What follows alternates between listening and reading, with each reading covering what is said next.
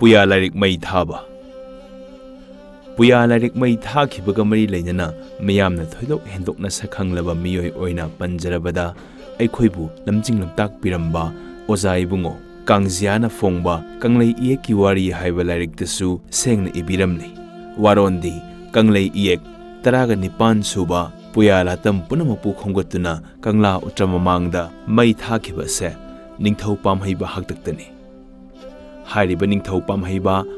मालियाफम सहीरोल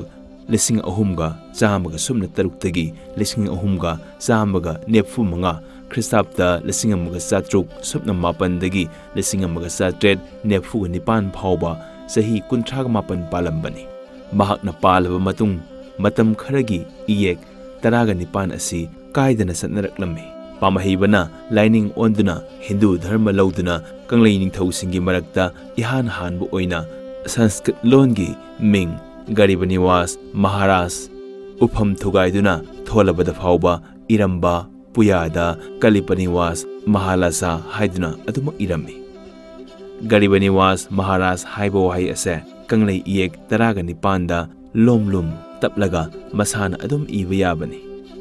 खुदमोइना हाइरबदा असेंबा कंगलै इएक Coke लोम लाई लोम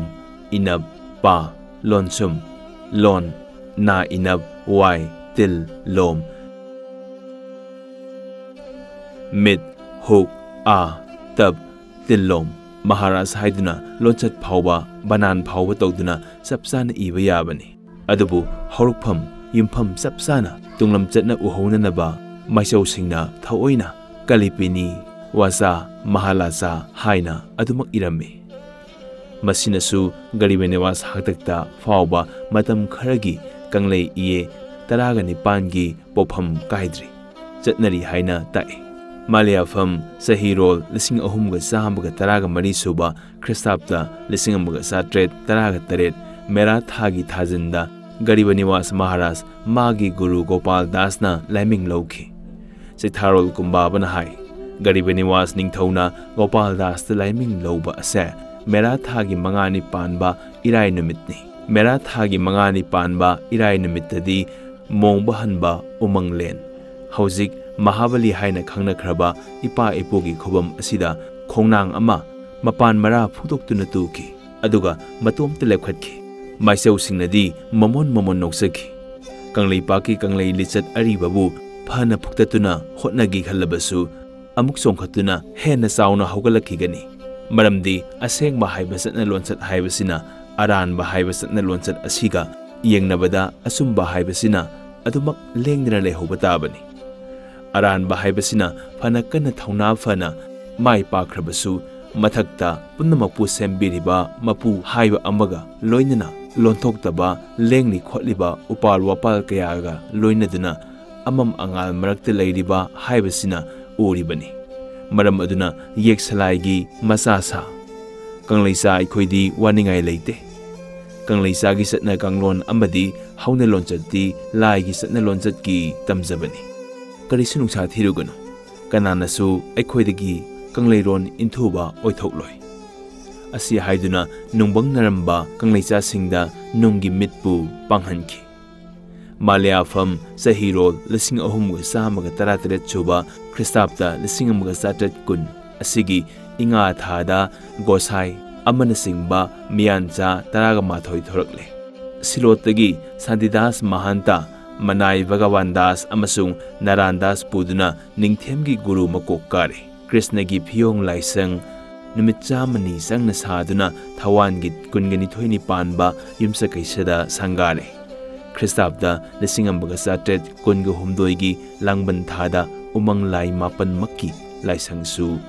लमाबी अनिमक्की लाइसंगसु लाई यागनुसी खुबम थुगाइरसी हाइदुना थुदेखी lining थौ नोंसाबा lining थौ ताइबंग खाइबा पांथोइबी इमा थैलाई मरी मक्की लाइगी थबकसु हियांगै थागी थानिल इराय नुमित ख्रिस्ताब्दा लिसिंग अमगा चात्रेट कुनगा हुमदोइदगी बामोनदा सिनाथोखी ख्रिस्ताब्दा लिसिंग अमगा चात्रेट कुनगा मरी मालियाफम सहीरोल लिसिंग अहुमगा चामगा कुनगा माथोइगी लमता थागी कुन्नि पानबा नोमाइजिंग नुमितगिदी निंगथेम पामहैबा नबुधौ मयामबु ꯃꯩꯗ ꯏꯠꯇꯨꯅ ꯅꯤꯡꯊꯤ ꯇꯨꯔꯦꯟꯗ ꯇꯨꯝꯕ ꯆꯠꯍꯜꯂꯤ꯫ ꯅꯨꯃꯤꯠꯁꯤꯗꯒꯤ ꯅꯤꯡꯊꯦꯝ ꯍꯥꯏꯅ ꯃꯃꯥꯂꯣꯟꯗ ꯈꯪꯅꯔꯝꯕ ꯋꯥꯍꯩꯁꯤꯡꯕꯨꯁꯨ ꯃꯃꯥꯔꯣꯟ ꯇꯣꯛꯇꯨꯅ ꯃꯍꯥꯔꯥꯖ ꯀꯧꯕ ꯍꯧꯈ꯭ꯔꯦ꯫ ꯈ꯭ꯔꯤꯁꯇꯥꯕꯗ 1913ꯀꯤ ꯏꯉꯦꯜ ꯊꯥꯒꯤ 19 ꯄꯥꯟꯕ ꯅꯤꯡꯊꯧꯀꯥꯕ ꯅꯨꯃꯤꯠꯇ ꯂꯥꯏꯅꯤꯡꯊꯧ ꯁꯅꯥꯃꯍꯤ ꯄꯥꯟꯊꯣꯏꯕꯤ ꯂꯥꯏꯋꯥ ꯍꯥꯏꯅ ꯂꯃꯥꯕꯤ ꯑꯅꯤꯃꯛ ꯁꯂꯥꯏꯔꯦꯟ ꯁꯤꯗꯕ ꯍꯨꯏꯗꯣꯜ ꯄꯣꯛꯄꯤ ꯏꯄꯥ ꯏꯄꯨꯒꯤ ꯂꯥꯏ 8 ꯊꯨꯒꯥꯏꯔꯦ꯫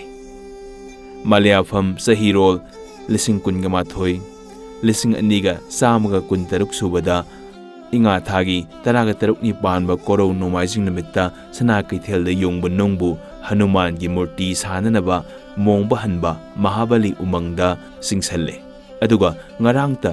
ꯍꯅꯨꯃꯥꯟꯒꯤ ꯁꯛꯇꯝ ꯌꯦꯛꯁꯤꯟꯗꯨꯅ ꯍꯛꯇꯨꯅ ꯁꯦꯝꯈꯤꯕ ꯑꯁꯦ ꯂꯩꯅꯨꯡꯗꯒꯤ ꯏꯀꯨꯏ ꯀꯨꯏꯗꯅ ꯍꯟꯗꯛꯇ ꯐꯪꯈꯤꯕ ꯃꯤꯌꯥꯝꯅ ꯌꯦꯡꯈꯤꯕ ꯑꯗꯨꯒ ꯈꯥꯡꯉꯦꯝꯕꯝ ꯍꯥꯛꯇꯛꯇꯒꯤ ꯁꯥꯔꯝꯕ ꯅꯨꯡꯒꯤ ꯁꯥꯔꯤꯕ ꯑꯅꯧꯕ ꯃꯌꯦꯛ ꯑꯗꯣ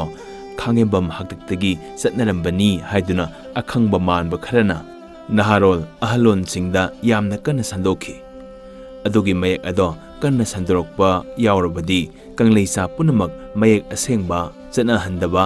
ꯊꯣꯏꯅ ꯁꯤꯅꯤ ꯈꯪꯕꯤꯗꯨꯅ ꯃꯁꯛ ꯈꯪꯖꯤꯟꯕꯤꯌꯨ ꯍꯥꯏꯅ ꯊꯦꯡꯅꯩ꯫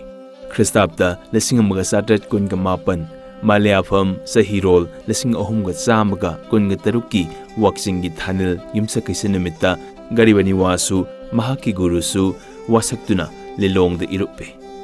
ꯅꯨꯃꯤꯠ ꯑꯁꯤꯗꯒꯤ ꯒꯔꯤꯕꯅꯤꯋꯥꯁꯄꯨ ꯂꯨꯀꯨꯟ ꯊꯥꯡꯕꯤꯈꯤ꯫ ꯃꯇꯨꯡ ꯇꯥꯔꯛꯄꯗ ꯆꯩꯊꯥꯔꯣꯜ ꯀꯨꯝꯕꯥꯕꯅ ꯍꯥꯏ ꯃꯌꯥꯡ ꯂꯝꯗꯝꯒꯤ ꯊꯥꯀꯨꯔ ꯃꯍꯟꯇꯅꯆꯤꯡꯕ ꯁꯥꯒꯩ ꯈꯤꯕꯤꯛ ꯌꯥꯑꯣꯟ ꯇꯣꯉꯥꯟ ꯇꯣꯉꯥꯟꯅ ꯃꯌꯥꯡ ꯁꯥꯒꯩ ꯃꯌꯥꯝ ꯑꯃ ꯒꯨꯔꯨꯅ ꯀꯧꯊꯣꯔꯛꯑꯦ꯫ ꯂꯥꯏꯔꯦꯟꯃꯌꯨꯝ ꯏꯕꯨꯡꯉꯣꯍꯜ ꯑꯃꯁꯨꯡ ꯅꯤꯡꯊꯧꯈꯣꯡꯖꯝ ꯈꯦꯜꯆꯟꯗ꯭ꯔ ꯁꯄꯥꯗꯛ ꯑꯣꯏꯕ ꯆꯩꯊꯥꯔꯣꯜ ꯀꯨꯝꯕꯥꯕ ꯂꯥꯏꯔꯤꯛꯀꯤ ꯂꯝꯃꯥꯏ 34 ꯁꯨꯕꯗ ꯌꯦꯡꯕꯤꯌꯨ꯫ ꯈ꯭ꯔꯤꯁꯇꯥꯕꯗ 1938 ꯍꯤꯌꯥꯡꯒꯩ ꯊꯥꯅꯤꯜ ꯁꯒꯣꯜꯁꯦ ꯅꯨꯃꯤꯠꯇꯁꯨ ꯅꯤꯡꯊꯦꯝꯅ ꯑꯃꯨꯛ ꯍꯟꯅ ꯂꯨꯀꯨꯟ ꯊꯥꯡꯕ ꯌꯥꯎꯁꯤꯟꯗꯨꯅ ꯃꯤ 300 ꯄꯨꯟꯅ ꯂꯨꯀꯨꯟ ꯊꯥꯡꯈꯤ꯫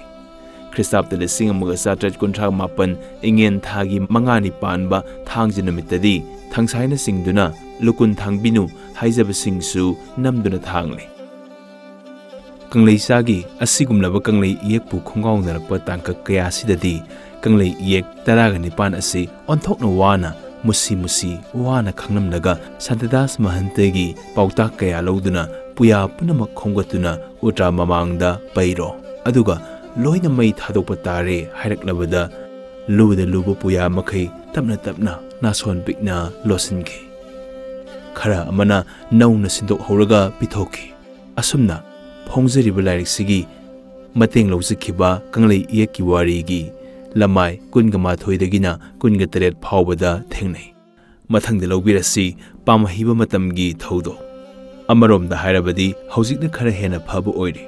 ꯃꯇꯝ ꯑꯗꯨꯗꯁꯨ ꯀꯪꯂꯩ ꯃꯤꯌꯥꯝꯅ ꯀꯌꯥꯒꯤ ꯃꯇꯤꯛ ꯑꯋꯥꯕ ꯀꯌꯥ ꯑꯃ ꯊꯦꯡꯅꯔꯤꯕꯅꯤ꯫ ꯃꯁꯦ ꯑꯩꯅ ꯎꯖꯍꯧꯗ꯭ꯔꯕꯁꯨ ꯀꯪꯂꯩꯆꯥꯒꯤ ꯏꯇꯤꯍꯥꯁ ꯄꯨꯌꯥ ꯂꯥꯇꯝ ꯀꯌꯥꯅ ꯑꯗꯨꯃꯛ ꯃꯌꯦꯛ ꯁꯦꯡꯅ ꯇꯥꯛꯂꯤ꯫ ꯅꯨꯄꯥ ꯅꯨꯄꯤ ꯑꯉꯥꯡ ꯈꯥꯛꯇꯅ ꯑꯗꯨꯃꯛ ꯆꯩꯅꯥ ꯀꯌꯥ ꯄꯤꯔꯤ꯫ ꯅꯤꯡꯊꯧꯁꯨ ꯃꯈꯣꯏꯅ ꯑꯄꯥꯝꯕ ꯅꯨꯄꯤ ꯀꯌꯥ ꯊꯤꯔꯤꯕꯅꯤ꯫ ꯅꯤꯡꯊꯧ ꯑꯃꯅ ꯅꯨꯄꯤ ꯃꯁꯤꯡ ꯑꯁꯨꯛ ꯊꯤ ꯍꯥꯏꯕꯁꯦ ꯂꯥꯏꯔꯤꯛ ꯀꯌꯥꯗ ꯊꯦꯡꯅꯩ꯫ ꯂꯣꯏꯅ ꯍꯥꯏꯖꯗ꯭ꯔꯕꯁꯨ ꯃꯩꯇꯩ ꯌꯦꯛ ꯁꯂꯥꯏ ꯑꯁꯨꯛꯄꯅ ꯆꯤꯡꯕꯗꯁꯨ ꯁꯦꯡꯅ ꯌꯥꯎꯔꯤ꯫ ꯑꯩꯈꯣꯏꯒꯤ ꯀꯪꯂꯩꯆꯥꯒꯤ ꯂꯥꯏ ꯑꯣꯏꯈ꯭ꯔꯕ ꯏꯄꯥ ꯏꯄꯨ ꯀꯌꯥꯁꯤꯡꯅ ꯆꯥꯅꯕ ꯄꯣꯠꯆꯩ ꯍꯥꯏꯕꯁꯦ ꯆꯤꯡꯒꯤ ꯃꯃꯤꯡ ꯑꯣꯏꯔꯣ ꯂꯥꯏꯒꯤ ꯃꯃꯤꯡ ꯑꯣꯏꯔꯣ ꯂꯥꯏꯐꯝ ꯇꯤꯟꯐꯝꯒꯤ ꯃꯃꯤꯡ ꯑꯣꯏꯔꯣ ꯄ꯭ꯔꯃꯥꯟꯒꯤ ꯋꯥꯅꯤ ꯑꯇꯣꯞꯄ ꯂꯥꯏꯔꯤꯛ ꯀꯌꯥꯗ ꯂꯣꯏꯅ ꯊꯦꯡꯅꯖꯩ꯫ ꯑꯗꯨꯕꯨ ꯑꯏꯕ TH ꯀꯨꯝꯕ ꯂꯨꯋꯥꯡꯅ ꯐꯣꯡꯕ ꯅꯨꯡꯁꯤꯕꯤ ꯏꯃꯥꯀꯧꯕ ꯂꯥꯏꯔꯤꯛꯇ ꯁꯦꯡꯅ ꯏꯔꯤ꯫ ꯑꯗꯨꯗ ꯁꯣꯏꯗꯅ ꯌꯦꯡꯕꯤꯌꯨ꯫ ꯈ꯭ꯔꯤꯁꯇꯥꯕꯗ 1918ꯒꯤ ꯊꯋꯥꯟ ꯊꯥ ꯑꯃꯗꯤ ꯈ꯭ꯔꯤꯁꯇꯥꯕꯗ 1923ꯒꯤ ꯄꯣꯏꯅꯨ ꯊꯥꯗ ꯄꯥꯝꯍꯩꯕꯅ ꯈꯨꯜꯂꯛꯇ ꯑꯣꯛ ꯌꯦꯟ ꯂꯣꯏꯕꯁꯤꯡꯕꯨ ꯑꯊꯤꯡꯕ ꯀꯌꯥ ꯄꯤꯗꯨꯅ ꯑꯃꯗꯤ ꯑꯋꯥꯕ ꯆꯩꯔꯥꯛ ꯑꯣꯏꯅ ꯑꯊꯥꯞꯄ ꯃꯐꯝ ꯀꯌꯥꯗ ꯊꯥꯕ ꯑꯃꯗꯤ ꯋꯥꯀꯣꯡꯍꯟꯕꯅꯆꯤꯡꯕ ꯀꯌꯥ ꯑꯃ ꯇꯧꯔꯝꯃꯤ꯫ ꯍꯥꯏꯔꯤꯕꯁꯦ ꯆꯩꯊꯥꯔꯣꯜ ꯀꯨꯝꯕꯥꯕ 3ꯁꯨꯕ ꯈꯨꯠꯅꯝ ꯂꯝꯃꯥꯏ 38ꯗꯒꯤꯅ 35 ꯐꯤꯖꯡ ꯃꯔꯨꯝꯗ ꯍꯥꯏꯕ ꯂꯥꯏꯔꯤꯛꯀꯤ ꯂꯝꯃꯥꯏ 68ꯗꯒꯤꯅ humdradda ꯏꯔꯤ꯫